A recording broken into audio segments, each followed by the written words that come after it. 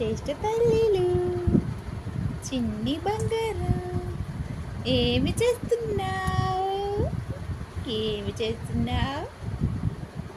ఏమి చేస్తున్నావు నువ్వు?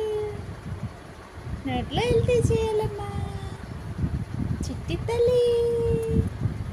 ఓ చిట్టి తల్లి, చర్చికి వెళ్ళి వచ్చేసావు కదమ్మా.